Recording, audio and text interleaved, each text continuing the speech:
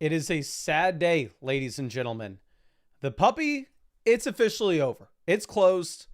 I believe it was like 225,000 teams were drafted within the first 3 weeks that Underdog's been open in the 2025 season. Good news, on the other hand, you still have the Schnauzer. This $3 buy-in, 100,000 for first, second 1,000 gets 50K, total of a $500,000 prize pool. So we're going to go ahead. We will hop in this little Schnauzer draft. We'll get in some higher stakes drafts later on here, but I like getting in the $3 just to kind of practice some draft strategy here and warm up, even though I'm going to be honest, I may or may not have done like 4 or 5 puppy drafts this morning already whenever they were filling out. But we are going to be blessed with a pick that I know better than anybody else. A pick where I was born and raised. A pick where I fell in love, fell out of love. And I mean, dear God. Pick number 9. Y'all know it. Y'all love it. We are here. We are going to figure it out. I will say that it may not be the most exciting round 1 guy in comparison to what you're going to get within the first 6 picks. However, in round 2, you should have access to somebody that is pretty exciting there. But let's see. Black Suit says, Mason, I noticed you have a bunch of big cute, but also at the same time, you don't have much Herbert. That's a massive hole in your portfolio. Or, my friend, the big Q is going to have over 50% of the receiving volume in Los Angeles. You ever think about that one? But let's see if we have anybody else in this draft with us. Reed says, I've done 4 of these drafts today. I'm in one now. Well, hopefully we didn't. Oh, Augustus already coming for who we're probably going to take here, saying that Puka's the worst first round pick. I'm not going to lie. I may or may not be looking at Puka here. James says he got picked 10. Are you in this draft with us, or are you Jimmy Dunes here? The Ladster dropped the running back rankings video on the Fantasy Stock Exchange channel with a new little setup, if you did not get a chance to see it already. If you follow those rankings, I would say a little sneak peek if y'all wanted to check those out. They are much, much lower on RJ Harvey than anyone else. But let's see. Puka ends up going. So at this point, you know what? I'm going to be very boring here. Do we take Neighbors? I'm going to take Neighbors. There are a couple running backs that I really like at the beginning of round 2. I think you could go ahead and very easily make an argument for Ashton Jeanty at pick 9. From what I've been seeing in these drafts as of late, it does seem like Christian McCaffrey's trending towards being the 107. Jeanty's trending towards being a pick at the 1-2 turn. And I like just getting the flexibility of a wide receiver in round 1. So we'll take Malik. Brian Thomas goes immediately after. Alan says, do you look at schedules? I mean, obviously, it's important to note that, yes, the Giants have a horrendous schedule. If you're looking at their win total this next season, they project out to be a bottom 5 team in terms of total wins. And I know that you can look at the flip side as somebody else that we could have taken here with somebody like McCaffrey and said, oh my gosh, McCaffrey has a beautiful schedule start to finish. You should have a ton of games where the Niners are favored. But that's not the number 1 priority while I'm drafting. Let's see. I almost like taking A.J. Brown. We're going to go Drake London over A.J. Brown. Y'all know we've taken a lot of A.J. Brown in round 2. The reason I'm not going to take him here at pick 16 is realistically, we have a very small probability of getting Jalen Hurts back around to us in the 5th round. So I'd almost rather take A.J. Brown in the 2nd when I think we have the chance of getting Jalen Hurts later. Like, if you're looking at London took a massive step forward this past season. Like, you can look at his yards per route run jumping up to 2.45, the highest mark of his NFL career. His target share up at 29%, which is the same that he had in his rookie season. But because the offense was a lot better, you actually see him finish as the wide receiver 14. Now, he played all 17 games. So actually, he was the wide receiver 5 in total fantasy points. But I definitely think it's a lot more important to look at those per game statistics. One thing that could be concerning, however, with London is almost all this production came in week 18 against the Carolina Panthers, where the man dropped 40 points in a game where he had 187 receiving yards, 2 receiving touchdowns. off of 18 targets, where typically we know that those week 18 matchups are very difficult to evaluate equally to what you have in weeks 5, 6, 7, 8, because in those weeks, every NFL team's playing for something. When you're looking at week 18 statistics, it is really going to skew things in that, I don't know, realistically, what the hell are the Carolina Panthers playing for in week 18? But I like the flexibility of a wide receiver start. So that's where we're going to be going here. But let's see. Daniel wanting the Bowers week 17 bring back.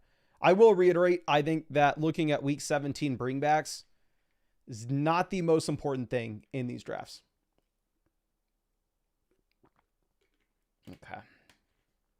I know that a lot of people would disagree with that, but in my opinion, I'm not optimizing my best ball teams for week 17 bringbacks. Jason says, when it comes to buys, do you avoid two key players in the same bye week? Nope. Do not care about buys whatsoever. Again, I think you should be optimizing your overall, both real life fantasy football teams. Like if you're drafting on Sleeper, ESPN, Yahoo, whatever the hell it may be, for trying to optimize for a high median projection through the course of the regular season and the highest ceiling possible in weeks 15, 16, 17 for the fantasy playoffs. I'd almost view the same thing here from a best ball perspective, where I'm optimizing to have the highest ceiling I can possibly get in weeks 15, 16, 17. So we will take Rashee Rice and just start 3 wide receivers straight. I know we've talked about this in the past, but if Rice is 100% healthy, and at the same time, Rice does not get suspended, Rashee Rice should be going up there next to Ladd McConkey, Drake London, and A.J. Brown. Now, of course, you are taking on a decent amount of risk while drafting Rice. You do have the injury concern. You do have the suspension risk. But I'm shooting for the highest ceiling possible with this team. This is a $3 buy-in with, what did we say? $100,000 for first place. So I am fine taking Rice, saying that this is a receiver that reasonably could be the number 1 overall scoring fantasy asset in weeks 15, 16, 17. Now, super interesting to see the team at 12 go through the first 4 rounds with 0 receivers. And I think we're seeing the same thing at 1. The teams at 12 and 1 look very comparable. Hell yes, we actually get one of my most drafted players so far in Xavier Worthy at pick 40. I really like our setup. Having Rice and Worthy on the same squad, we can look at Patrick Mahomes a little bit later and then just make the consolidated bet. Oh, what happens if Mahomes gets back to what he was earlier in his NFL career? Because we can go through and we can look at what we had this past season and the year prior, where of course, Patrick Mahomes falls down to 245 passing yards per game this past season. However, if you're looking at what you had, say, 3 years back in 2022, when he averaged 24.5 fantasy points per game, was my most drafted quarterback that year going in round 5 and won us an ungodly amount of money. The man has it in his range of outcomes, 300 passing yards per game.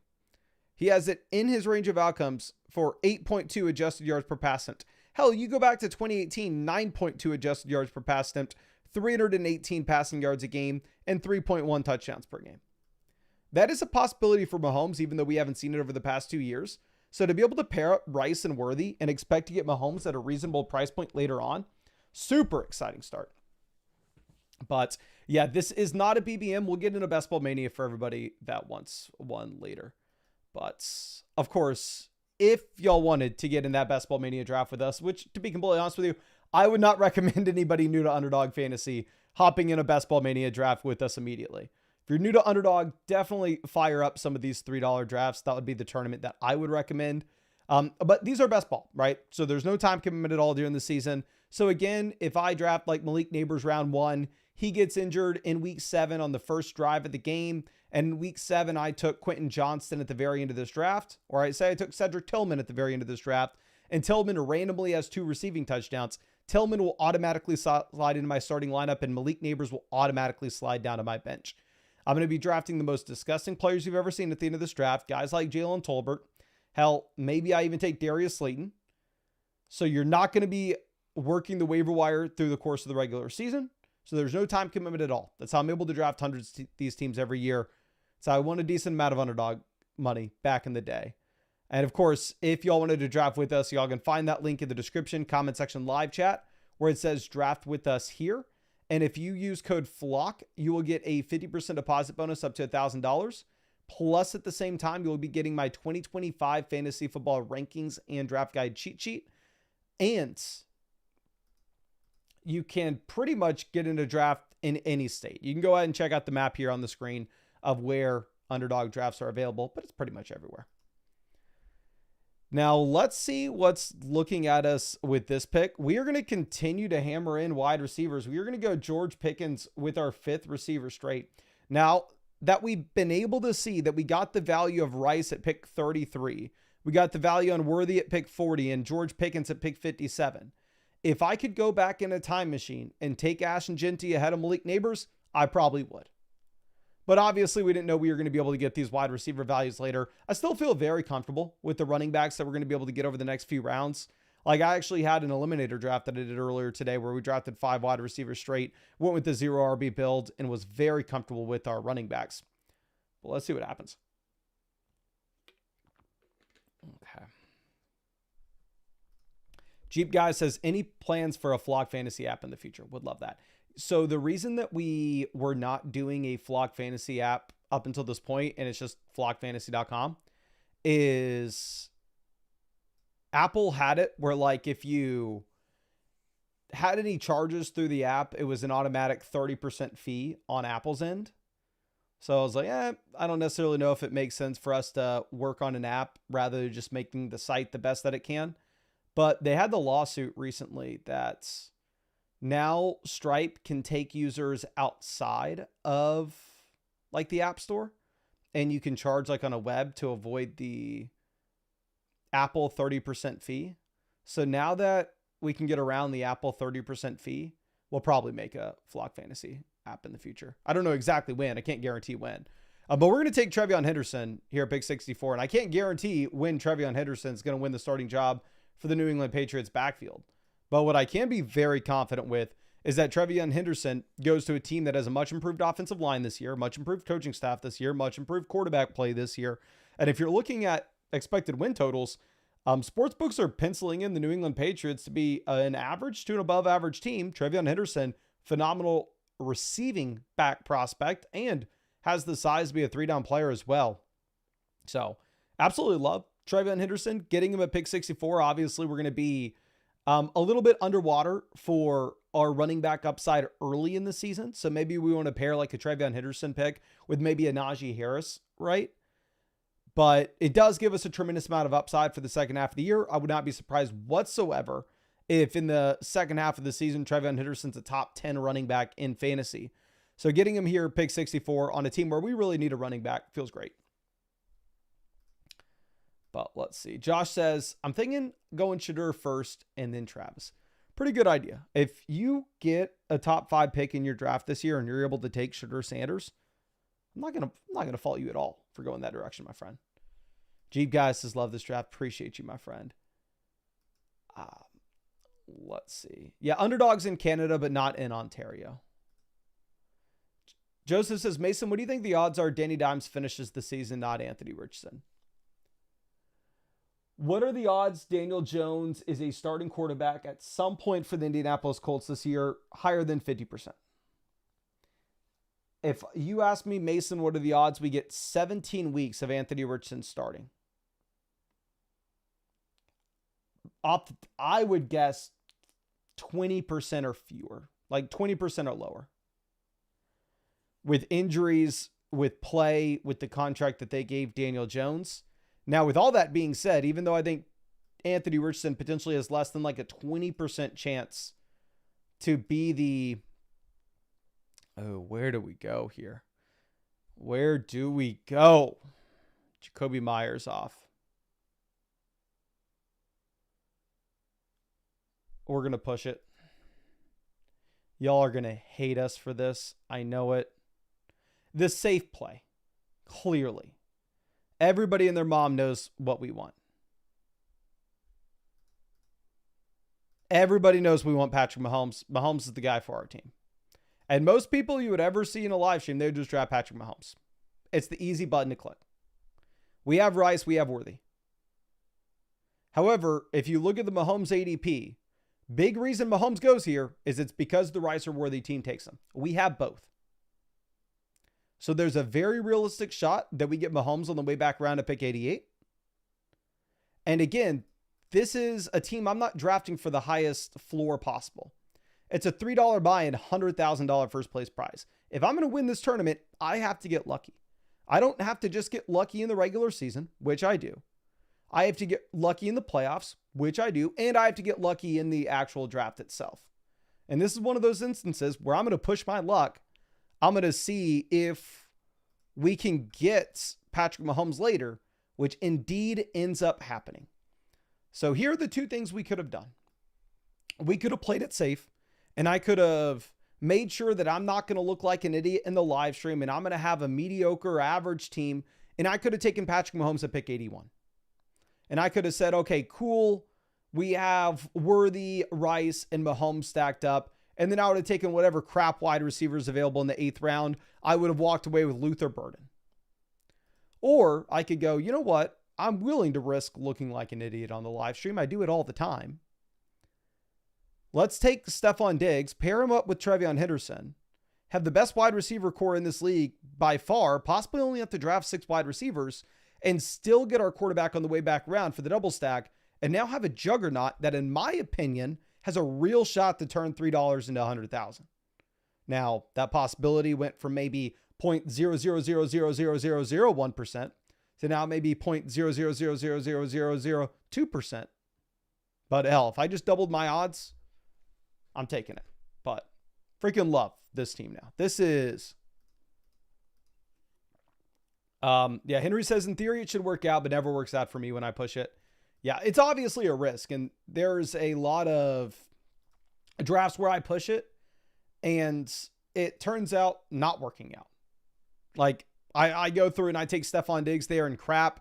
This team at 12 maybe didn't realize they needed to take a wide receiver, and they go Patrick Mahomes, and I'm like, crap, I guess I'm looking at Drake May later on. But I'm willing to push it. I always try. Yeah. 0.00002% I'll take. And after we take Mahomes, you see that this is like a round where you're never going to have wide receivers, right? Just because the wide receivers in rounds 8, it's disgusting. Like, you definitely have that teardrop after round 7 for the wide receiver position. But this sets up nicely for us because we have Neighbors, London, Rice, Worthy, Pickens, Diggs. So over the next few rounds, honestly, maybe over the next 9 rounds, I don't even take another receiver. We have 6 guys that all reasonably could be top 20 wide receivers in fantasy. And a couple of them have a real shot to be a top 5 option. So we'll see what happens. Kelsey makes it to us. I mean, there is an argument to be made that we just go full-blown Chiefs onslaught with Mahomes, Rice, Worthy, Kelsey, and we go back to what if Patrick Mahomes ends up getting to 320 passing yards per game and 3 passing touchdowns again. We've seen 3 separate seasons for Mahomes where he's averaged over 300 passing yards per game. So we're going to do just that. We're going to take Kelsey. And obviously, with us taking Worthy, Mahomes, Kelsey, if Mahomes is right back to his 2024 season, our team's done and dusted. Our team's garbage. We lit $3 on fire. But I don't think it's a guarantee that this Patrick Mahomes that we saw over the past 2 years at 17 points per game is all of a sudden who he is now. Like, it is in the range of outcomes for Mahomes to get back to those earlier seasons. Oh yeah, I'm definitely going to look for Drake May now as well. Like, Drake May is on our radar later. We could also take Dak Prescott here at 112 if we don't like anybody else.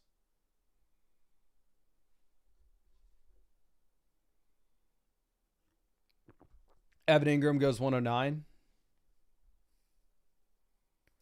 John, yes, this is our first draft of the live stream. We'll get a couple drafts going.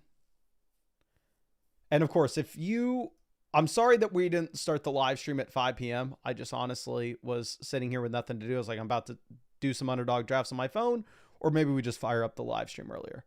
So, of course, if you just want to make sure you can come out to the beginning of our live streams whenever they are, we're going to take Najee Harris here. We took Travion Henderson earlier saying, well, you know what? Maybe we need some early season production.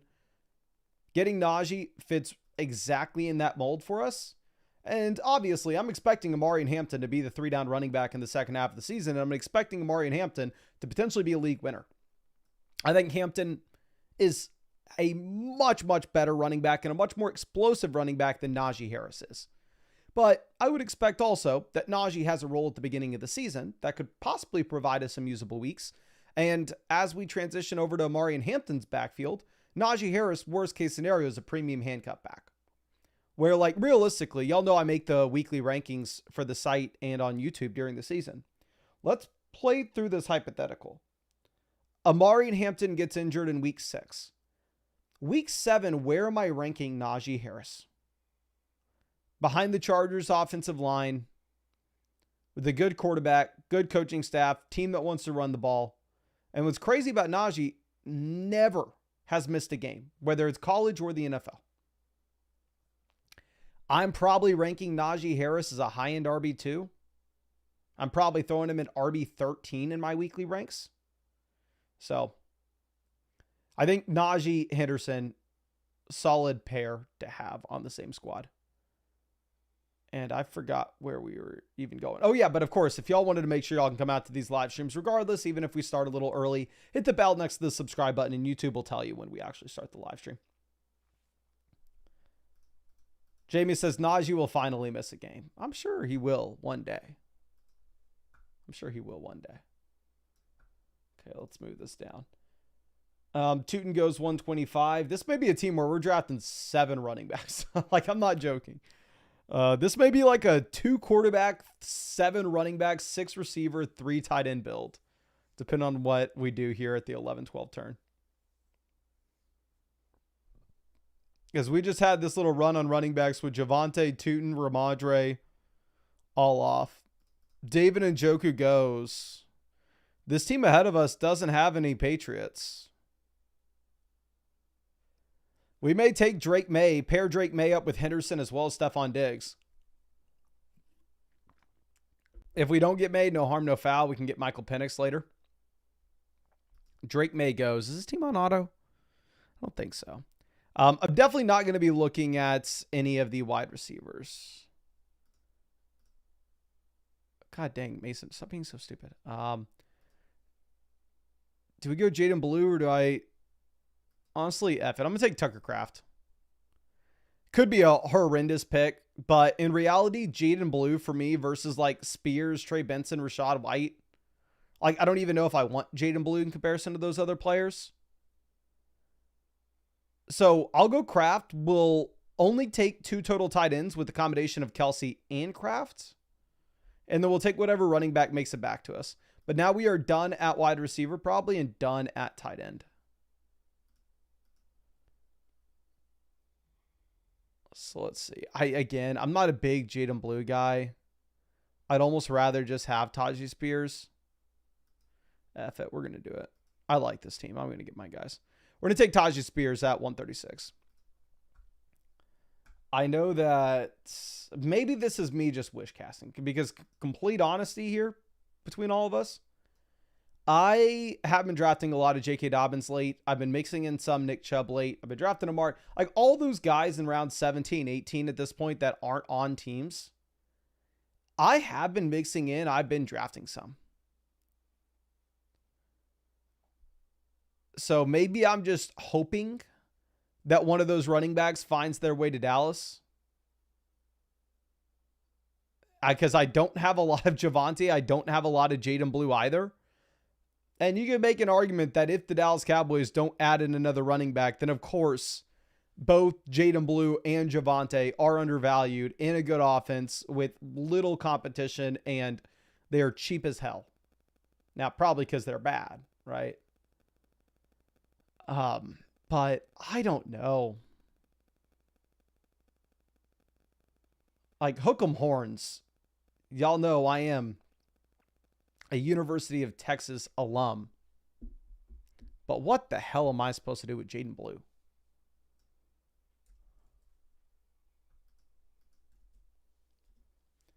D. Pratt says, I heard Dobbins was headed to the Bears. I don't know if Dobbins is just waiting to like see, oh, this running back gets injured in training camp. Here's a clear landing spot for me. I don't know if that's what's going on. But I would almost just, I am scared of fading these Dallas Cowboys running backs with how cheap they are. If we do not get a Dobbins, a Nick Chubb, or maybe even a trade, a Travis Etienne to Dallas. So obviously Drake May was on our radar previously, and the team right ahead of us ended up taking him. So we're going to take Michael Penix. Now this puts us in a very awkward spot from a roster construction perspective, as our running back room is maybe one of the worst running back rooms ever drafted on Underdog Fantasy. We are now through the first 150 picks of this draft, and we are sitting with Trevion Henderson, Najee Harris, and Tajee Spears. So I'm of the opinion that at this point, we probably need to be drafting 7 running backs, which sounds crazy. Very rarely are you ever going to draft 7 running backs on Underdog. Typically, you're going to cap yourself out at 6.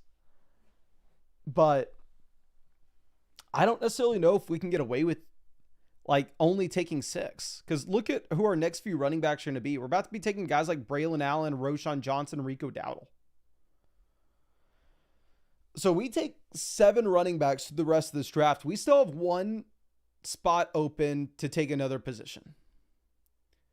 Now that position could be wide receiver, tight end, or quarterback. And frankly, I have no idea what direction to take it.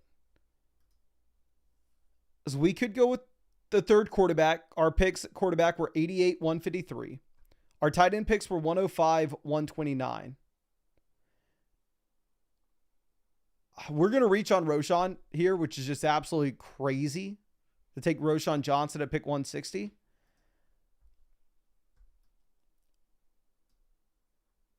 God damn, what do we do from a construction perspective? Because wide receiver, I think we're solid. We take 6 wide receivers through the first 7 rounds. Our first 5 picks are wide receiver. I think we're only taking 6 receivers. We're stopping at Neighbors, London, Rice, Worthy, Pickens, Diggs. Quarterback, we have Mahomes. We get him at a value at 88. We have the Chiefs onslaught here with Rice, Worthy, Kelsey. We have Michael Penix stacked up with London. Quarterback investments picks 88, 153. This is kind of the gray area where you can definitely stop at 2 quarterbacks, but 88 and 153, I'm not going to fault you if you want to take a third. Tight end, we have Kelsey and Kraft, 105, 129. Also, I think this is kind of the gray area at tight end. Like if you wanted to take a third, by all means, go ahead and do it. But if you wanted to stop at 2, you can as well. So the only thing I know that we need at this point is running back. The question is, do we take a 7th receiver? Do we take a 3rd quarterback? Or do we take a 3rd tight end? But I know we have to take 7 RBs. I just don't know if it's a 2-7-7-2 build or like a 3-7-6-2, which regardless is either build is extremely weird. And you're going to see very few teams drafted with it, probably because it's not good. So looking at the quarterbacks that be in play for us here, like Young, we have no Panthers. He doesn't have any rushing upside. Geno, we have no Raiders, and there's very limited rushing upside. So I'm not super interested in the running backs. I'm sorry, the quarterbacks. Tight end, we have like a Gesicki staring at us.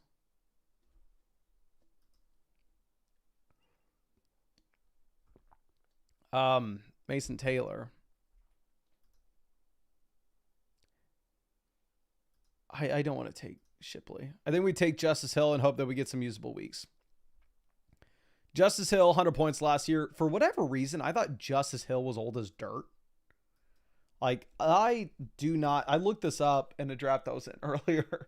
Just because for whatever reason, it feels to me like, oh, Justice Hill's been in the league forever. I thought this was like a 29-year-old running back. Obviously, he's been with Baltimore since 2019. This past season, he played 42% of the snaps. And he played 42% of the snaps in a season in which the Ravens crushed, right? They were not trailing too many games. If you're looking at usable weeks, week 4, week 7, week 12, week 15, all usable. The ceiling's going to be severely capped from a season-long perspective. Like, even if Derrick Henry gets injured, there's not a single thing that changes about Justice Hill's role. They play two completely different positions. The hope would be that maybe Baltimore trails a few more games, and all of a sudden Justice Hill's snap rate goes even higher. And instead of him sitting here playing 42% of the snaps, he's up at 50 to 55% of the snaps. But the Baltimore Ravens would have to have a much, much worse season this next year than they did last year. And we're going to go with DJ Giddens at 184. So this is one thing. If y'all have actually explored the site, so Corey from Fantasy Stock Exchange put a ton of work, obviously, into the prospect model. And there are so many different metrics that go into this. Like, y'all can look at any of the metrics that you want on the site here. Just go to like the filters tab, hit filters, and you can go through, and we have some like pre-default selected things for you, but there's a ton of different options. And if you're looking at actual prospect scores since the year 2016, check out the names that DJ Giddens is around. I was very surprised to see this, but he's right around like Rashad White, RJ Harvey, Sony Michel, Trey Benson, David Montgomery, Achan Jacobs, AJ Dillon, Dylan Sampson, Miles Sanders, Royce Freeman, Deonta Foreman, Ronald Jones. Super deep running back class. You look at the depth behind Jonathan Taylor, it's extremely questionable. Obviously, we're not expecting any usable weeks from Giddens with a healthy JT. What you would need to see is you would need to see a Jonathan Taylor injury.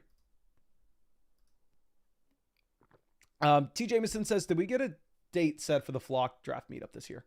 So here's what we're thinking right now. And we're going to hop in another draft right after this one. We'll probably get into Best Ball Mania if y'all want to. But let me pull up.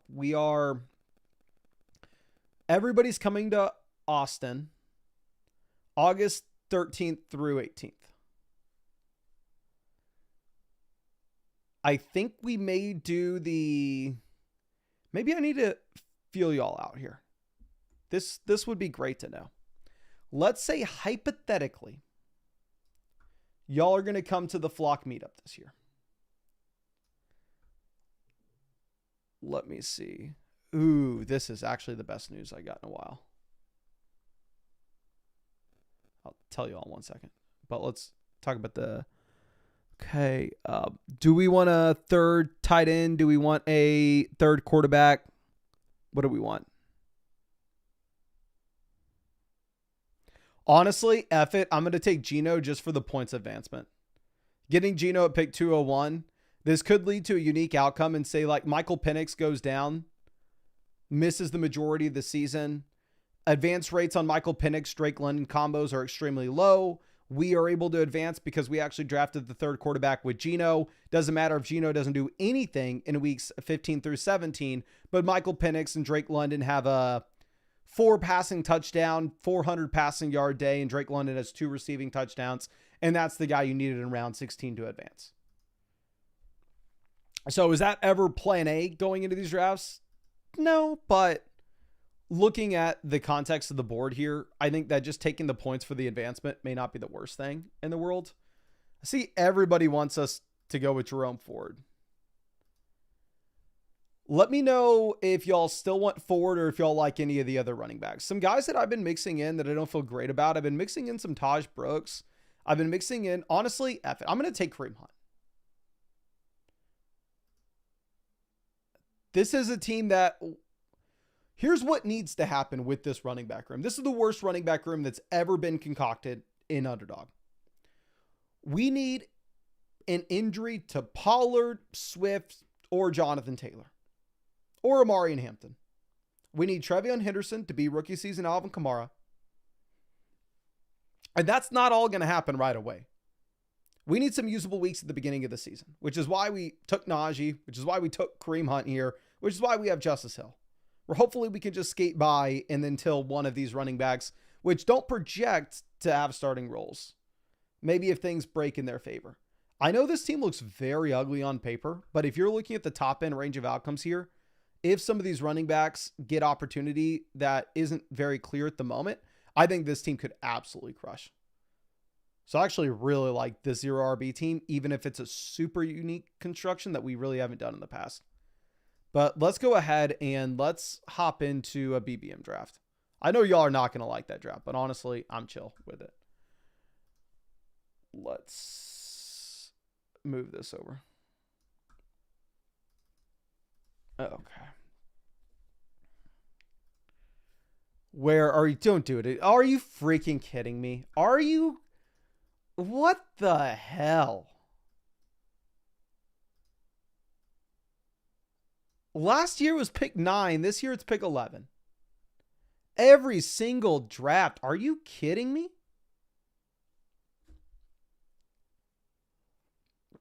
And what did I tell y'all yesterday? Vinny's in every single draft with us.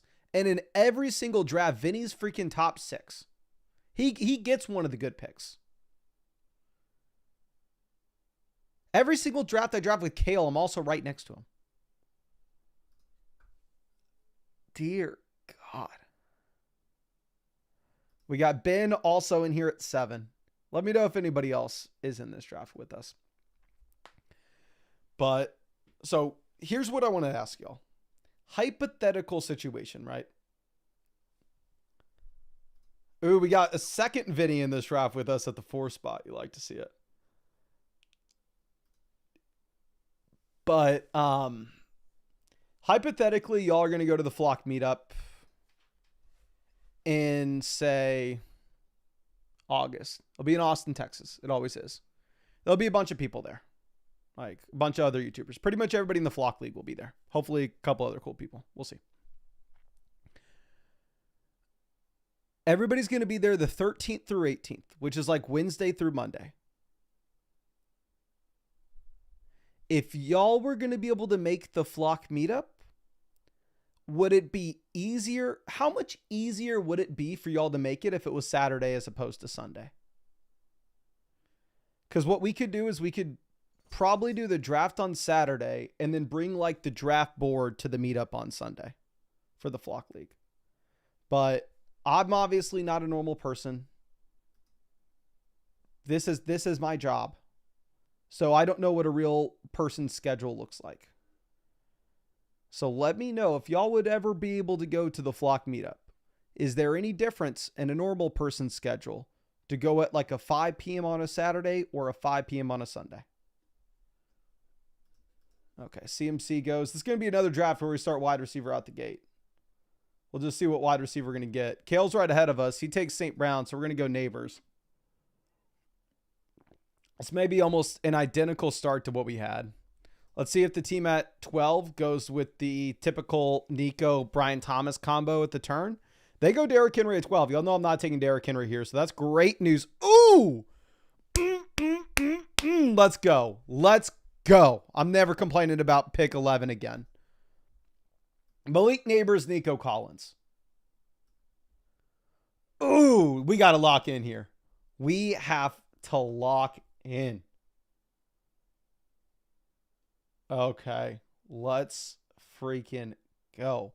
Team at 12 decided to go for the unique combo with Derrick Henry, Bucky Irving. If you look at the ADPs of these guys, where Derrick Henry goes early round 2, Bucky Irving goes late round 2, should be very, very few Derrick Henry, Bucky Irving combos in the entire tournament. But, oh, this is exciting.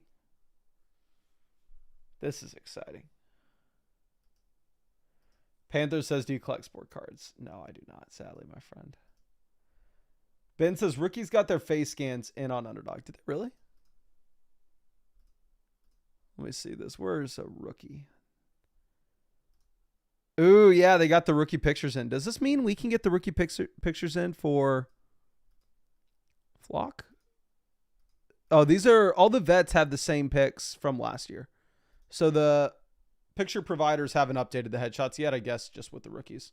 Which on flockfantasy.com, we had the rookie pictures loaded in for a while.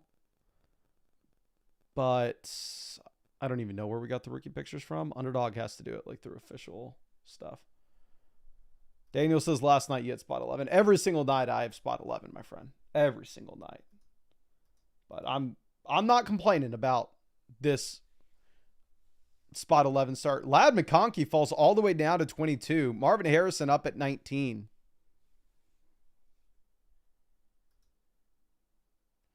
Jeffrey says Henry Bowers would have been just as unique, but way better.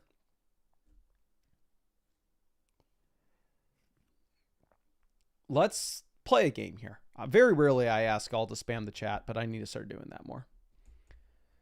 We're going to spam the chat 2 separate times. 1, spam the chat. What is the worst first round pick at the moment? You give me your answer, I'll give you mine.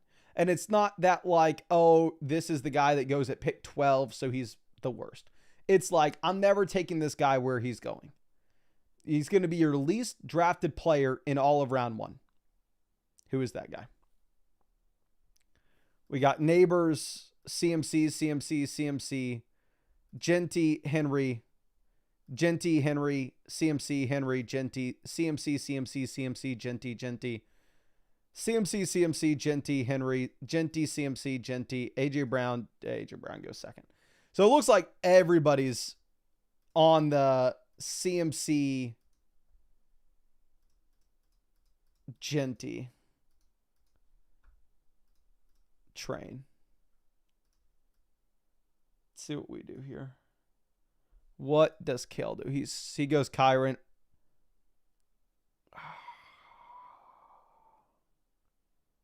Brees is like one of my most drafted running backs. I think I may take Brees. We're going to go Brees. I see no difference between Josh Allen and Lamar Jackson, so we'll take whoever falls to us at pick 38. Maybe the team at 12 decides not to go with either quarterback, but they're definitely not taking both. So we're at least going to get one of the elite QBs if we want them. We get Brees and Josh Allen. All right. So if I had to go my least favorite draft pick in round 1, it's about the cost, okay?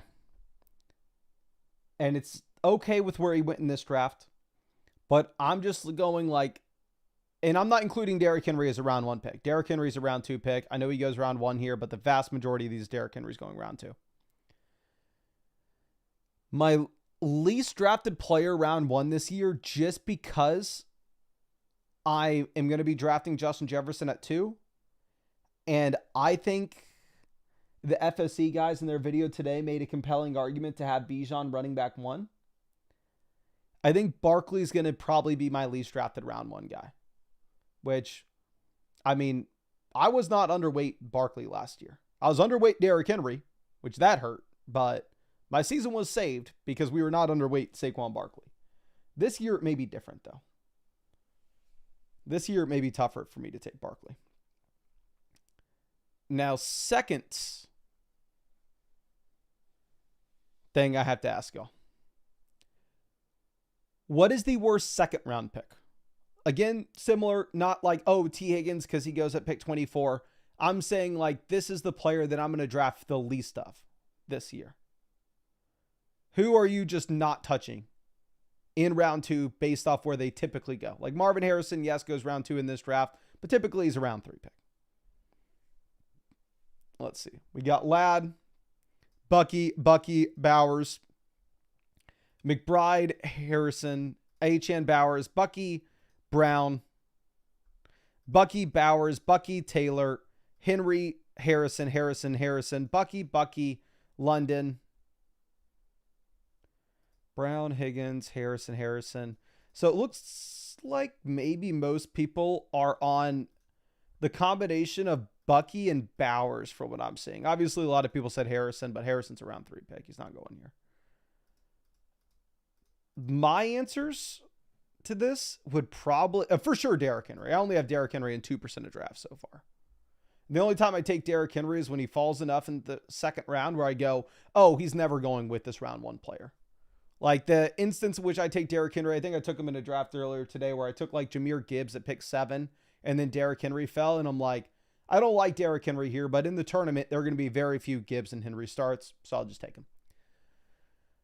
Derrick Henry will probably be my least drafted. And then honestly, my second least drafted may end up being Jonathan Taylor. Because I know a lot of people here hate the Bucky price point. I would almost rather have Bucky than JT. Okay.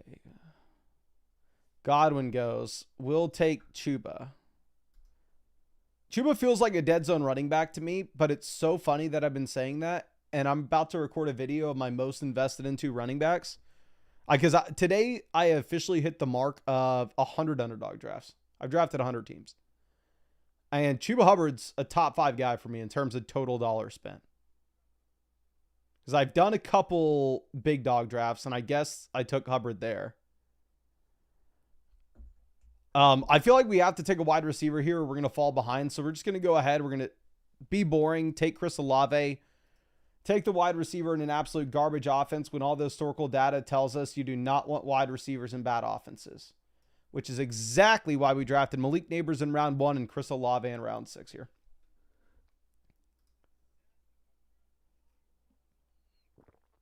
But let's see.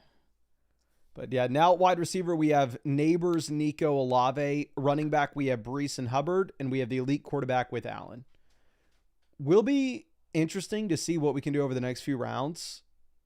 Okay, so y'all know that I crapped on Khalil Shakir a bunch last year. Like, there was literally a TikTok edit of me where people were like, oh my God, can you believe this guy said that Khalil Shakir would not be a household name if he wasn't a Buffalo Bill, blah, blah, blah.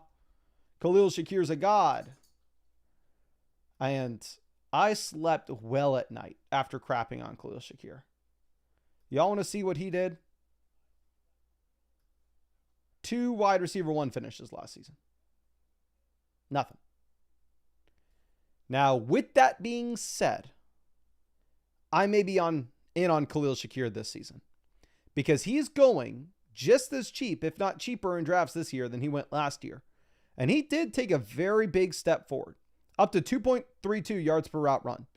Target share jumped up to 23% in comparison to 9% 2 years ago. So we've now seen Shakir in this role. And in that role, yeah, he only averaged 12 fantasy points per game. Not great. But one thing that I'm maybe expecting to regress here in Buffalo, and I actually saw this when I was doing some research for a video earlier today, which kind of surprised me. NFL rushing team leaders. If you look at the amount of rushing touchdowns that this Bills offense had, because you go back and you look at James Cook, right? James Cook was sitting here with 16 total rushing touchdowns when previously in 2023 he had 2. In his rookie season, he had 2. And it's not like this took away from Josh Allen.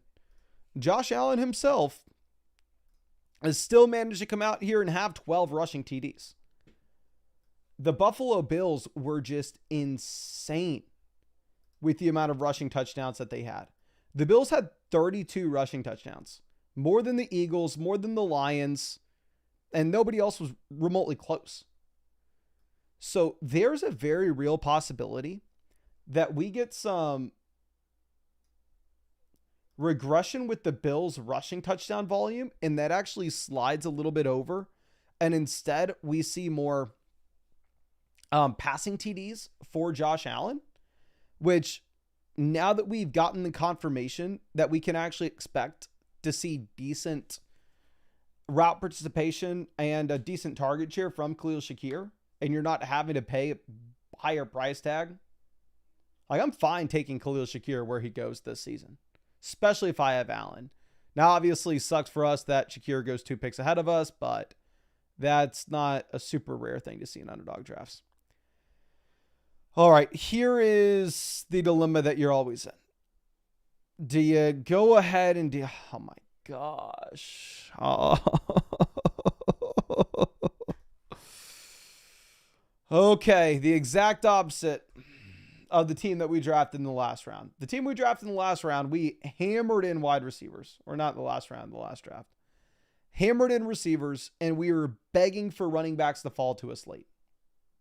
Here, through the first 8 rounds of this draft, we have 3 wide receivers. Now, with that being said, Malik Neighbors, Nico Collins, they can be anchors, they can be alphas, they can maybe hold this room down. But don't get it twisted. We are still going to have to play catch up at wide receiver later in this draft. Things will get gross very, very soon. But it is going to be tough for me to take Cooper Kupp over DeAndre Swift. So we're going to take Pollard and Swift at the turn. We have a lot of projectable volume when it comes to the running back position. Maybe not enough upside, to be honest with you. So maybe we go with like a shaky rookie late that doesn't have a projectable role early, but maybe we think has a decent amount of upside in the second half of the year, aka a Bucky Irving from last season. But, this is going to be tough. It's going to be tough. Yeah, I like, the thing is, while we're sitting here and going like, oh my gosh, we're behind at wide receiver, let's revisit this draft. What could we have done differently? Worthy over Breece Hall. Addison instead of Chuba Hubbard. Darnell Mooney instead of Tony Pollard. Cooper Kupp instead of DeAndre Swift. Do any of those pivots feel good to me? Or I guess we could have gone Worthy instead of Josh Allen. None of those swaps feel good. So we'll see. We'll see. Lee says round 5 and 6 feel like the wide receiver dead zone. I would typically probably agree with that. The only guy I feel like I'm overweight rounds 5 and 6 at wide receiver would be Godwin, which could completely burn me. Like, again, I know we've said this 1,000 times, but I really got burnt from drafting the injured guys in May last year. I'm afraid Godwin's going to do the same thing to me this year. Okay. Okay, please, God. Please. You know your draft's going well when you have to start praying by round 9. Shaheed off the board at 104. Bateman 105. Don't do it to me. Do not do it to me. Do not. Do not. I forbid you. Do not. Please. Please.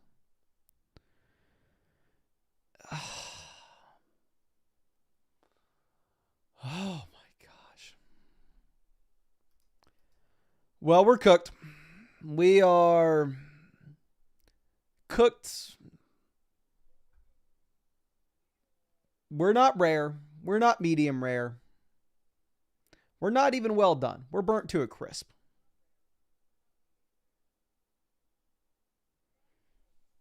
Okay. We're going to take Bo Nix here.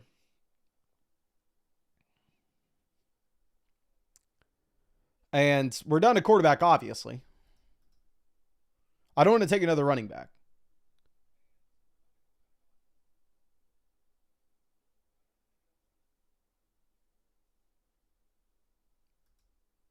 Then we're going to go ahead and take Evan Ingram. We'll go Bo Nix, Evan Ingram on the turn. And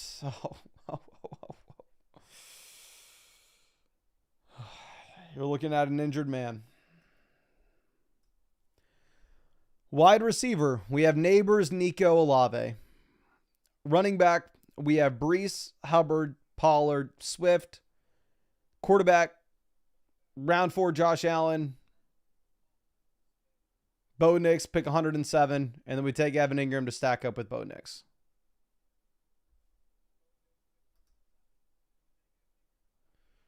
So let's try to figure out what we could have done differently. Because the draft's not over. And we're going to do another draft after this one as well. The draft ain't over. But 10 rounds in, we're not feeling good. Not ideal. 3 wide receivers, 10 rounds in. So let's look at every pick we made where we did not draft the wide receiver and say, should we have taken this receiver over this player? We took Breece Hall at 35. Should we have taken Worthy over him? Possibly. Took Josh Allen at pick 38. Should we have taken Worthy over him? Possibly. I'm not taking Jennings or Jordan Addison over Chuba Hubbard. 0% chance. I'm not taking Tony Pollard, Josh Downs, or Cooper Kupp. I'm sorry, I'm not taking Darnell Mooney, Josh Downs, or Cooper Kupp over Tony Pollard. I'm not taking those receivers over DeAndre Swift. It ain't happening. So, while I don't love this, Looking back at it, shout out A Boogie with a hoodie. I don't know if we would change anything.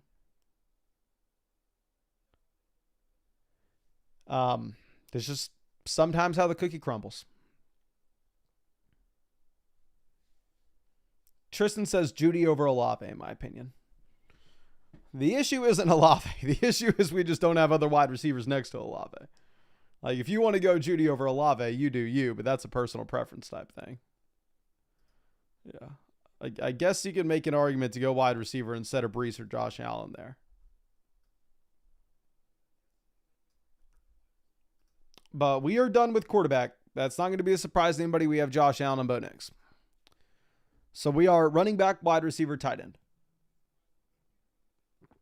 Hollywood Brown goes 126. Drake May 127. Seeing Drake May go, obviously great for us. Marvin Mims goes 128.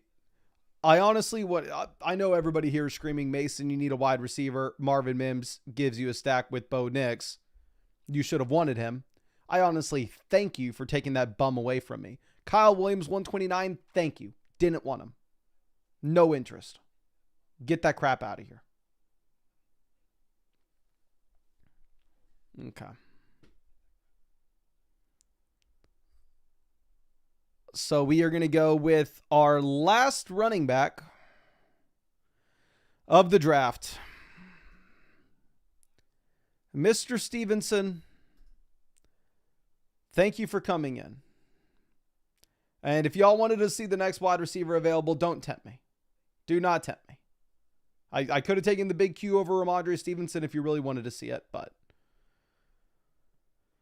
And Dalton Kincaid, my friend, my Josh Allen stack. You can join the squad here at 134. So this is going to be a team in which we draft 2 quarterbacks, 2 tight ends, 5 running backs, and 3 good receivers, and 6 of the worst wide receivers you've ever seen in your entire life.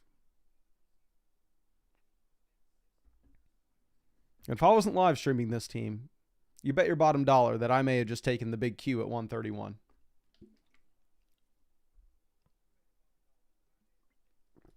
Let's see. Jaw Prime says, every draft position after 6 is such a letdown this year as opposed to last year where it felt good all the way to 12. Last year did not feel good at 9. I'll tell you that much. But yeah, pick 6 puts you in a spot in which you get a stud in round 1, and then you follow it up in round 2, and you still have some exciting options. Michael says Goddard was right there. Stack be damned. Hell, maybe if I had like Khalil Shakir and Keon Coleman early, then I go with the best tight end on my board, which would have been David Njoku. But when we whiff on all the Bills receivers, and hell, you see that even Joshua Palmer, that bum, goes at pick 141. I want somebody in Buffalo alongside Allen.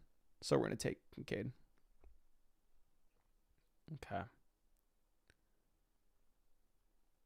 Let's see. I don't know why. I've eaten so much today, and I am still freaking hungry.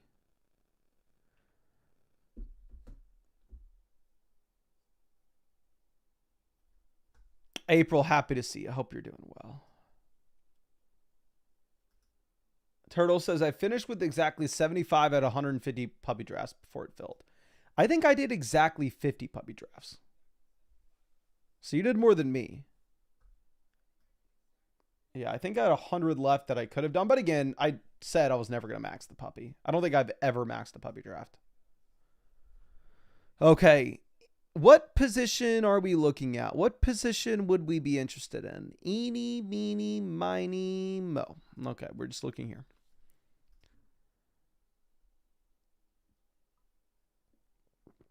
Cam Ward goes 152.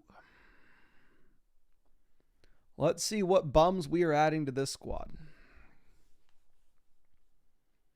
Leggett, thank you for taking him. I didn't want him. Get him out of here. See ya.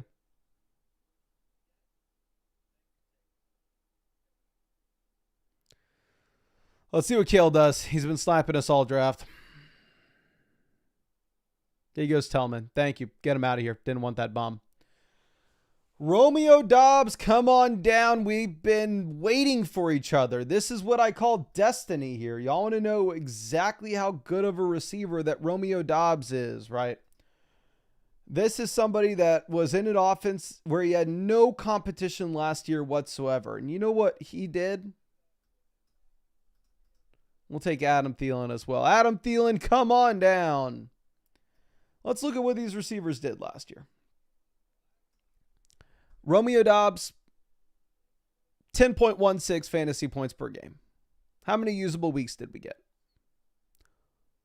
3 that he possibly would have slid into our lineup. He would have slid in with these 3 weeks. Any weeks he would have won as Best Ball Mania? Hell to the no. And let's also look at how good he's been through his entire NFL career. 1.5, 1.32, 1.82 yards per route run. Super exciting. Let's look at Adam Thielen. Adam Thielen's stats are going to look decent. I'll tell you that much. Until you look at something very specific. Thielen, 2.65 yards per route run this past season. Incredible mark. But the reason is the dude didn't run many routes. First time running fewer than 30 routes per game since like 2019 where he got injured.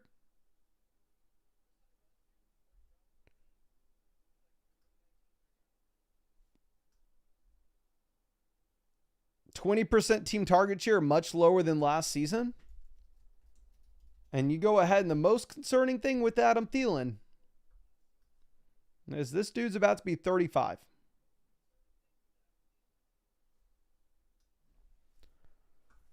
So, yeah, 2 bum wide receivers, but what are you going to do? What are you going to do? And after we take them, nobody else takes a receiver. Everybody's like, oh, yeah, we don't want wide receivers in this range. We'll take Michael Penix. Thank you. We'll take Matthew Stafford. Thank you. We'll take Anthony Richardson. Thank you.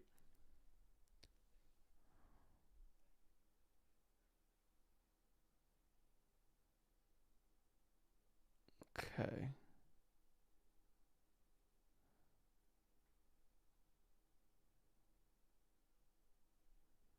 Geno Smith goes 175.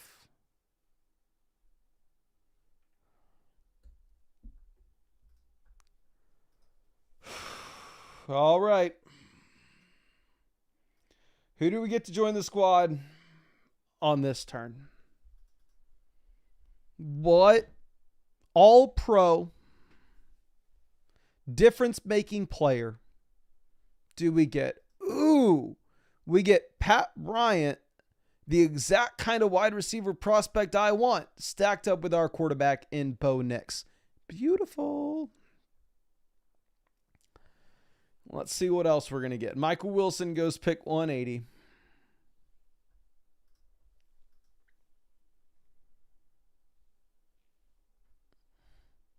Ooh, we get Demario Douglas. God, just when y'all thought I was out of it, we're right back in it, baby. Right back in it. So we got some correlating pieces on this team. Some interesting guys. So starting off at running back, very good running back room. We have Brees, Chuba Hubbard, Tony Pollard, DeAndre Swift, Ramondre Stevenson. Maybe not a lot of upside, but hell, a lot of projectable volume. Quarterback, the best QB room you're going to find in this draft. We have Josh Allen and Bo Nix. Tight ends, we're decent. We have Evan Ingram and Dalton Kincaid. And then at wide receiver, because what we need, this is how this team wins Best Ball Mania. Malik Neighbors and Nico Collins are the wide receiver 1 and wide receiver 2 overall. I need y'all to just print 25-point weeks in the lineup every single week. And we are just cycling through wide receiver 3s. Wide receivers, we have Neighbors Nico, Chris Olave, then Romeo Dobbs, Adam Thielen, Pat Bryant, Demario Douglas, and then we'll take 2 additional bums here at pick 203 and 206.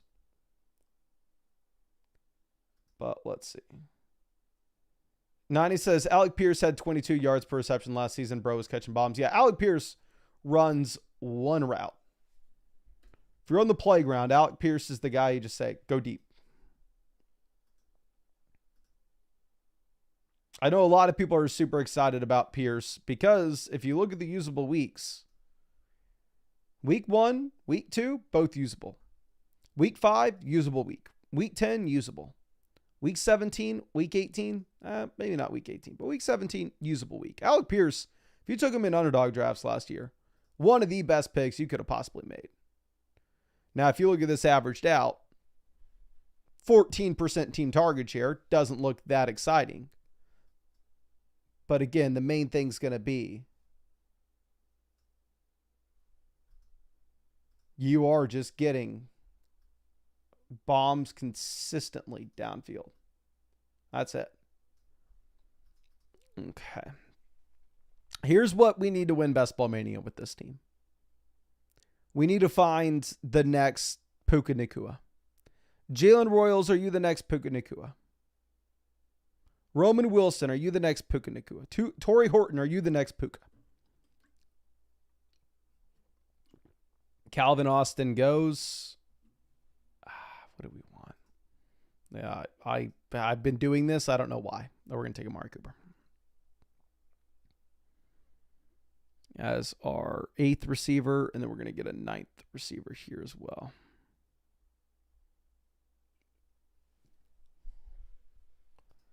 Rep the King says Jack Bash is the next Puka. Well, I say the next Puka is, if y'all remember, Puka's rookie season, the year that I said he had no shot. Could not have been more embarrassing. He comes through and he goes from a round 18 pick that was barely getting drafted until September to all of a sudden winning leagues at a higher clip than anybody could ever imagine. I hate this team. I almost like the team where we drafted 7 running backs more at the beginning of this live stream. I titled this live stream Perfecting My 2025 Fantasy Football Draft Strategy. That's what we decided to title this. And this is what I'm doing here. So, correlating pieces, not too bad.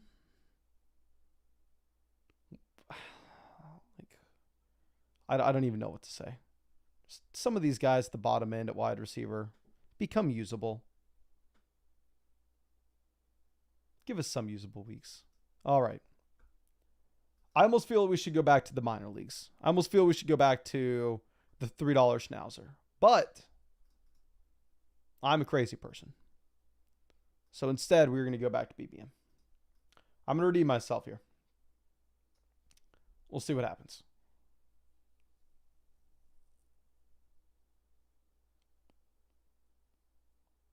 Thank God. Oh, thank you, God. Oh, okay. Try not to mess this up. We get an early pick for the first time ever.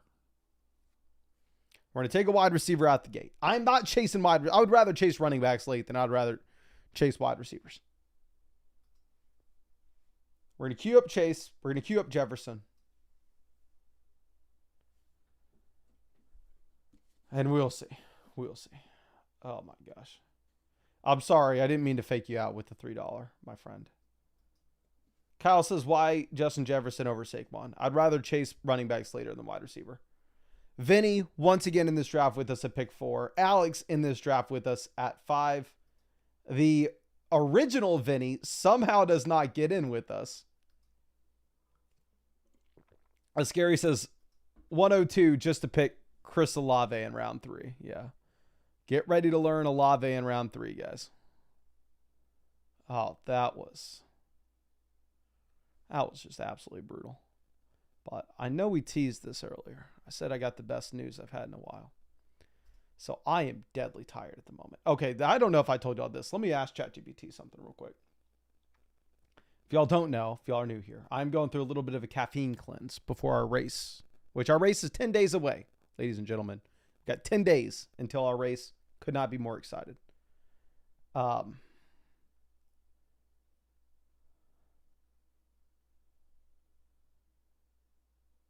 But I go through a caffeine cleanse for it. That way, because I'm going to have to stay up for 24 hours. So I'm hoping that the caffeine really works. And I've been on a 19-day caffeine cleanse. And today was one of those days where it really felt like I wanted some caffeine. But what the hell? Okay, that's not good news. Okay, that's not too bad. Okay, but girlfriend wanted to go see the Sinners movie at 8:15 tonight. And I was like, yeah, sure, I'll go. But she texted me that she just got off work early, so we're gonna get to go at like 7:15. No, it went from 8:45 to 7:15. So instead of having to be up until like midnight tonight, I'll get to go to bed at like 10:30, which will be a blessing. Spicy Hot says great movie. Yeah, that's what she said. She heard it was good at work. Caleb says I envy the caffeine cleanse. This is the first caffeine cleanse I've done in a while. I'm practicing some strength. We are 19 days clean, which will be good if I like, because apparently you do like a caffeine. I've done it before and it definitely works. You do like a 30-day caffeine cleanse, then like your brain kind of resets and caffeine starts working for you again, which I need the caffeine to be working for me during this football season. So like taking it now, doing the cleanse now, being super sensitive to caffeine for the race, and then it working pretty well during the football season, I think it's going to be perfect timing.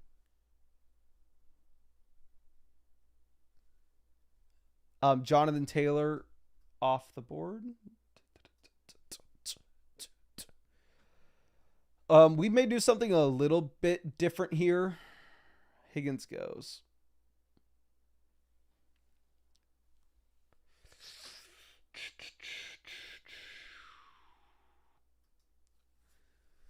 So this is something I've been doing here at the 2-3 turn, is taking a couple of guys that typically are only going in the third round. So like passing on McBride, passing on Jacobs in favor of going like Garrett Wilson and Tyreek. We're on the live stream. Do I want to be acting like a fool here, or do I just want to play it safe?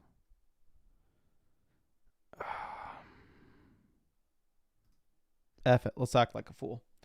We're going to go Tyreek. Now, if I was in a draft where I'm just having to go up against these 11 other people, it's like, hey, mano, on me, mano.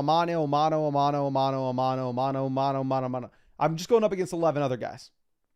Then I'm going to take Trey McBride in the second round. I'm going to take Josh Jacobs in the third round. I'm not going to think twice about it.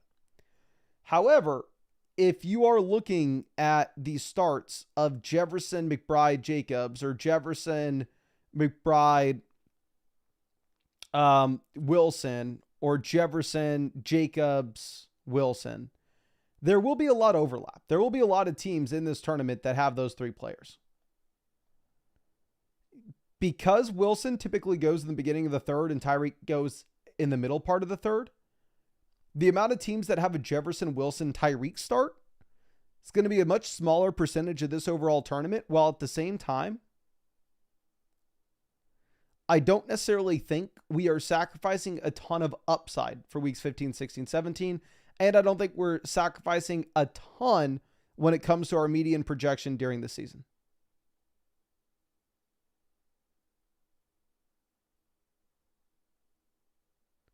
So we will take Wilson and Tyreek. We will sacrifice a little bit when it comes to our median projection in favor of maybe having a little more of a unique combo through the course of the entire tournament. Okay. Chris says, can someone just draft on 12 accounts and feed themselves? No, they'd get banned and Underdog would throw out the tournament. Underdog has like a team to identify drafts like that.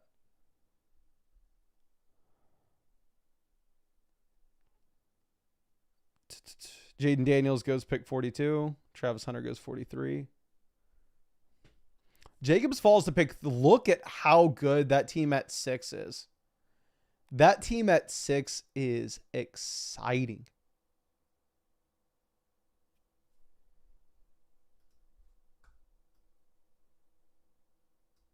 Okay, we're going to take Hampton. Thank you. I definitely need to be getting more Hampton in drafts at this point.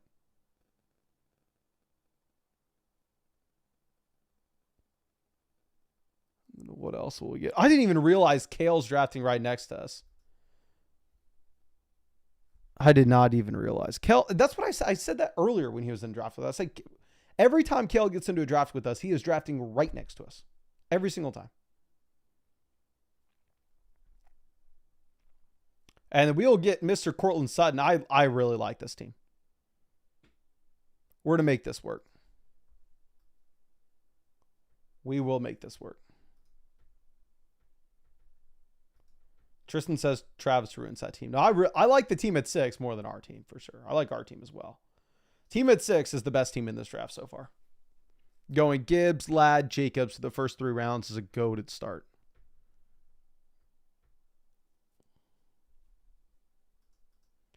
Amblick says Hunter is an 8th or 9th rounder on ESPN, which is why personally I've been taking McMillan over Hunter in underdog drafts at this point, because I think once we get to August and September, you could see Hunter slide to round 5 in these underdog drafts. So, I mean, let me pull up exactly how much Travis Hunter I've taken. But Hunter does have it in his range of outcomes to be rookie season Jefferson or Chase. Is that the most likely outcome? No, for sure. For sure it's not. But it is a possibility. So rookie wide receivers, Travis Hunter I have in 5%, and McMillan I have an 8%. So I'm in line with the market on Ted McMillan. I am underweight Travis Hunter. Who are the other rookie wide receivers? Trey Harris I have in 3% of these drafts. Let's see who else we got rookie wise. Golden I have in 5%. Burden I have in 6%. Egbuka I have in 9%. Jaden Higgins I have in 2%.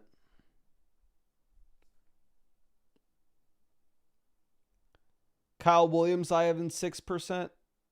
Jack Besh I have in 8%.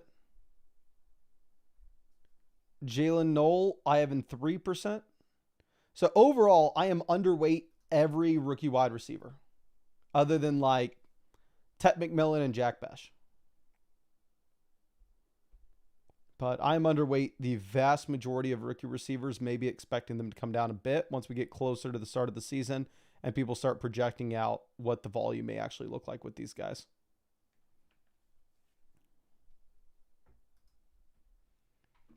Bailey says, anyone know if it's legal to drive to a neighboring state to draft on Underdog if it's illegal in my home state? Oh, yeah, people do that all the time. But what state are you in that you can't draft Underdog in, but you could drive somewhere else?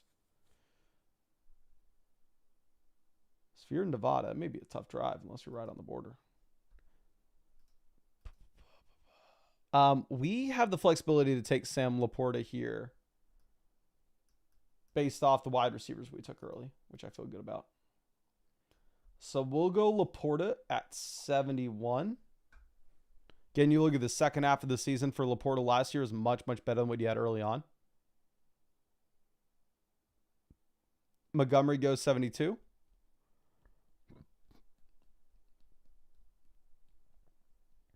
Y'all may hate this too, but we'll see.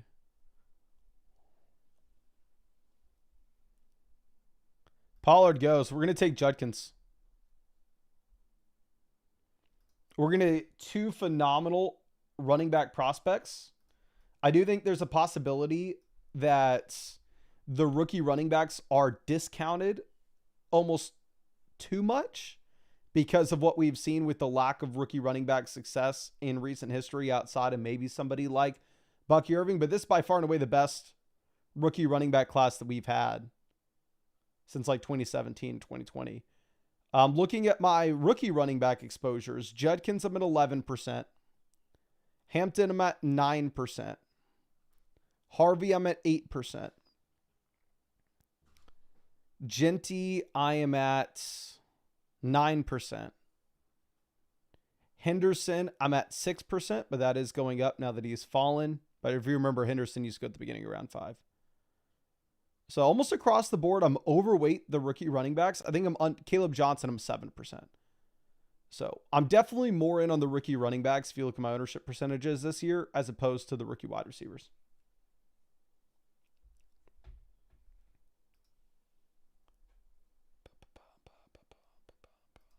Spicy Hot says, you can also start a bunch of slow drafts in another state and keep drafting them from home. I know that's what the FSC guys do. Like the FSC guys, when they go to Texas, because they live in Ontario, they are spamming underdog drafts. Where I'm trying to have a conversation with Danny, and Danny's on his phone in 6 underdog drafts at once, which I understand. I feel bad for the guy. He's starved year round. I've told them 1,000 times, hell, if I lived in Ontario, I'd legit just move. And same thing, like, obviously, but I'm saying because of my job. But, yeah, they like are spamming drafts when they come to Texas, and they hop in 1,000 different slow drafts. Floodgate says, for redraft, would you rather Caleb Johnson or Trevion Henderson? Trevion Henderson easily. Better offense, better prospect, better receiving upside. Super easy. Trevion Henderson over Caleb Johnson for me. Like, it would definitely be a possibility for Caleb Johnson to outscore Trevion Henderson. But I think it's a lot more likely Henderson's the top guy.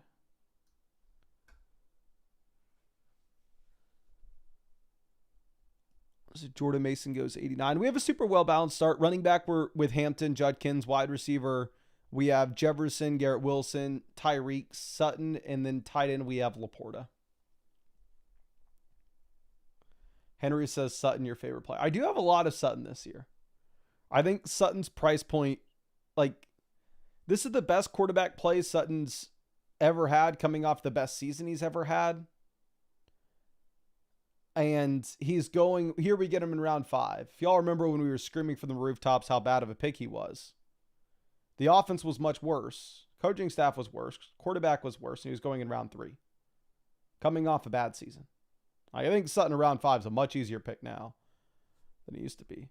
We'll take Kupp. I've drafted a decent amount of Kupp. Not that I think he's any good at this point, but a lot of times when I'm at the beginning of round 8, I'm just starving for a wide receiver. So I kind of don't have another option. And when we take the old dusty guy, I'll probably just take a rookie here. Or we could go Knicks, pair him up with Sutton. I feel like I've drafted a decent amount of Bo Nix so far. Do I want Igbuka or Nix? I'll take Nix. We have plenty of wide receiver production. We don't need to take Igbuka. I definitely take Igbuka over Burden. I've drafted very little Burden, and I do not plan on changing that unless he falls dramatically. So we'll take Bo Nix, pair him up with Mr. Cortland Sutton. This Bo Nix selection's a little bit awkward because we still probably end up taking 3 quarterbacks with this team. Because if you look at the other quarterbacks that are going to be in play for us, obviously McCarthy's in play when we have Jefferson here. Fields is in play when we have Wilson, but I wouldn't expect Fields to make it back to us with our next pick. Tua is in play when we have Tyreek, and Darnold's in play when we have Kupp. But outside of the Garrett Wilson instance, those other quarterbacks like McCarthy and Tua go far enough back in the draft where I feel like we can probably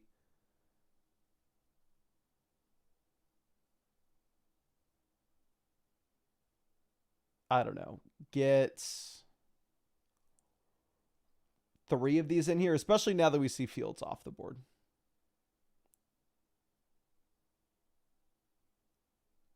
Okay.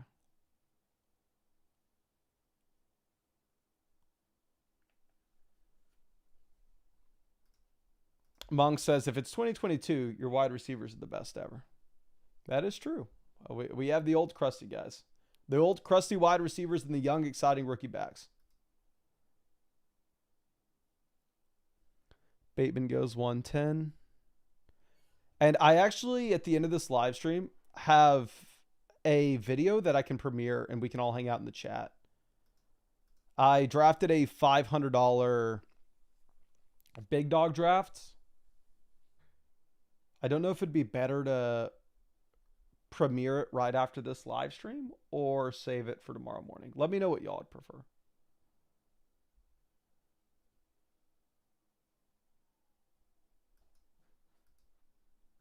Okay, Tracy goes 112. I like the Tracy pick. Purdy's not in play for us, right? Okay, we'll premiere it.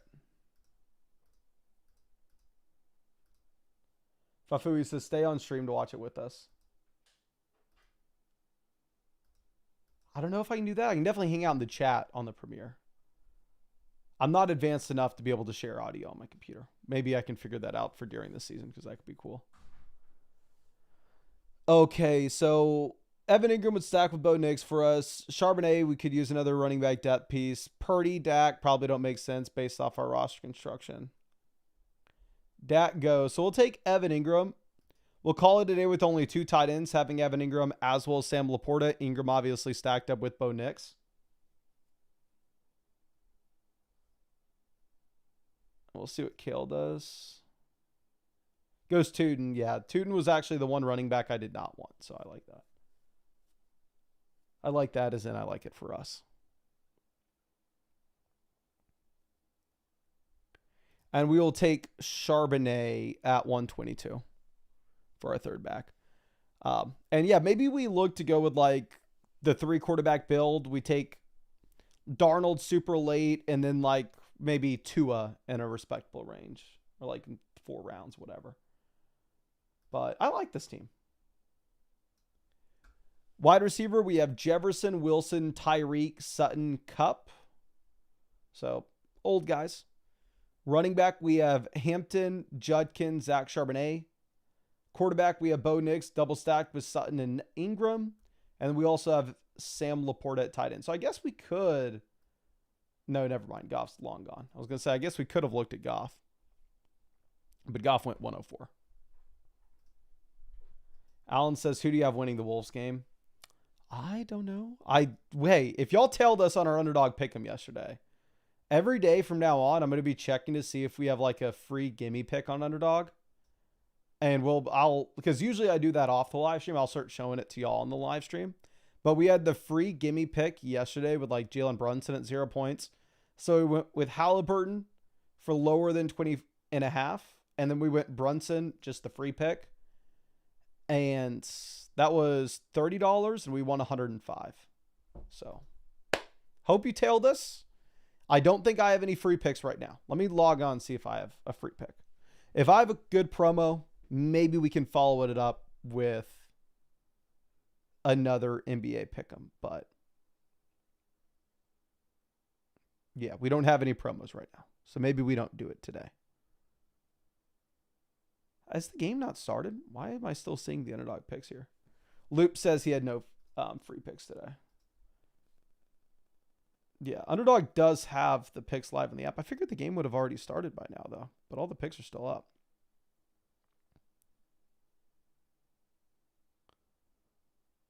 But it looks like the most popular pick on Underdog today, if y'all can see that, is Julius Randle, 18.5 points. 62,000 people have made that pick, which is just insane. Floodgate says games on ESPN start 20 minutes late. Nick says he's limited and doesn't get Underdog promos anymore. Underdogs realize that I'm a fish. They toss me promos, my friend. Let me move this down. We're done at tight end. We are just quarterback, wide receiver, running back through the rest of this.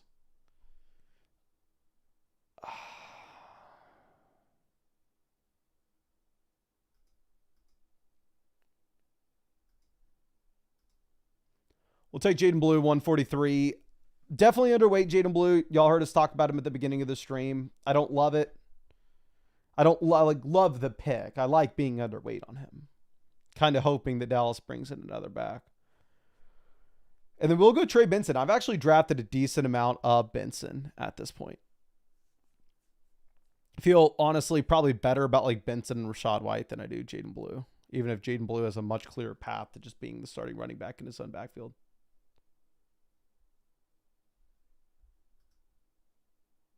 Okay.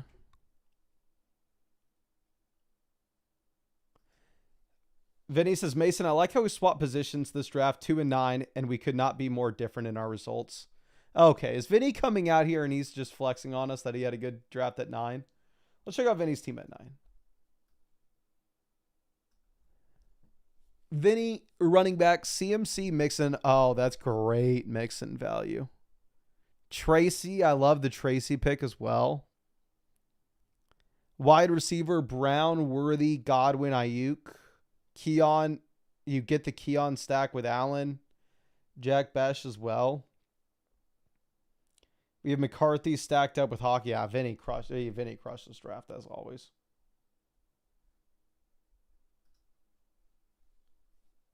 God, Vinny.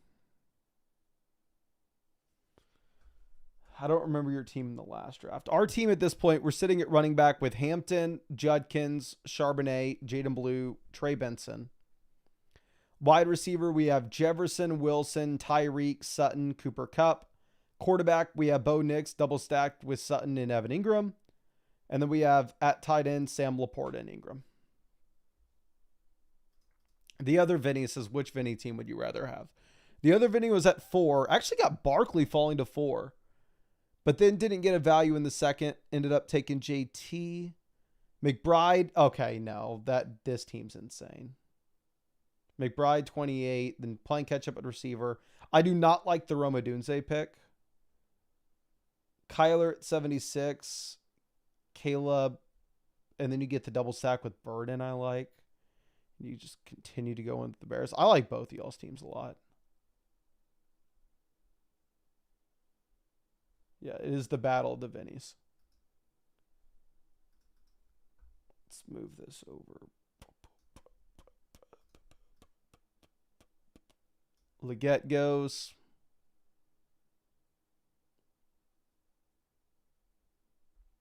I think, yeah, Tua's already gone, so we can't go Tua.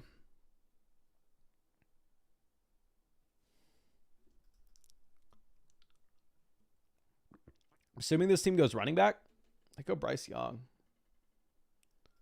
What are we doing here? We're going to take another old dusty wide receiver in Adam Thielen. Hopefully the fountain of youth is invented this season for us.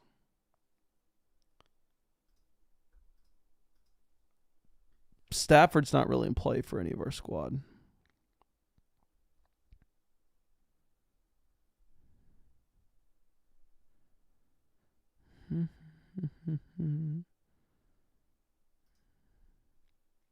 We're going to take an unstacked Anthony Richardson for the rushing upside.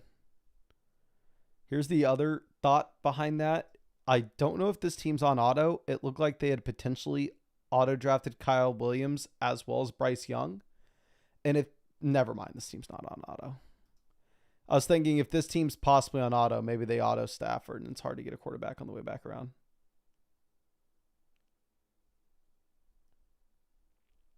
And Anthony Richardson is one of the quarterbacks. I'm completely fine having him and no other wide receivers in this offense or no Tyler Warren. Because Anthony Richardson realistically could give you a 30-point bomb in weeks 15, 16, 17 where none of the other receivers are viable. Where maybe Michael Pittman has 80 receiving yards and a receiving touchdown, but it's not like you need them.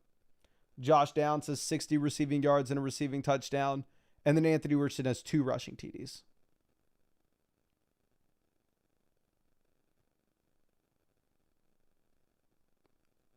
Okay, Stafford goes 175.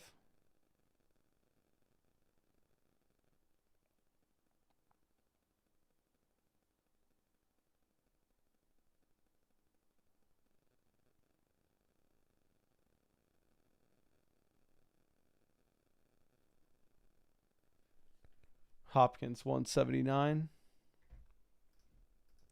Ross Kretz says, did you ever comment about the NBA player that auto-drafted a BBM and a bunch of people crashed out over it? I did, so I'll reiterate. If y'all don't know, Gilbert Arenas, who works for Underdog, like has an Underdog show. I'm sure y'all know who Gilbert Arenas is, former NBA player. Auto-drafted a bunch of BBM teams that were absolute crap, like based off preset rankings where he took like 4 quarterbacks and 4 tight ends straight, essentially having a 0% chance to advance those teams or a 0% chance to win anything. And a bunch of people got super pissed. I was jealous that I was not in those drafts with him, because if you were in those drafts with him, that's one less team that you have to go up against to try to advance to the fantasy football playoff tournament. Like, you definitely want to be in drafts with crazy people that don't know what they're doing. But a lot of people got mad saying that the drafts should be canceled. And my opinion is, I think we should encourage people to come in and draft in Best Ball Mania. Not vice versa. I want there to be a lot of drafts in Best Ball Mania where the people have no shot, where they are paying the rake and I'm not. So I know a lot of people wanted those drafts canceled, and I was like, what the hell are y'all talking about? I'm going to go Darnold here. We talked about the potential 3 quarterback build with going 2 of the quarterbacks late, one of them being Darnold to pair up with Cooper Kupp. And this is punishment for Kale for sniping us earlier in this stream. My friend, now you get to choose between Jackson Dart and Tyler Shuck. Congrats.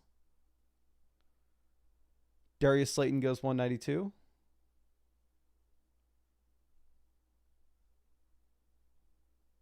I guess that means he's setting up Dart, right? Because, yeah, that's what I thought. He took Wandale. We definitely want another wide receiver. We'll take Keenan here. Honestly, why that? Like, what is the average age of the wide receivers that we drafted in this draft? Obviously, Jefferson, Garrett Wilson, not that old. But then after that, we went Tyreek Hill, Cortland Sutton, Cooper Kupp, Adam Thielen, Keenan Allen. We drafted the oldest wide receiver room you could possibly ever touch.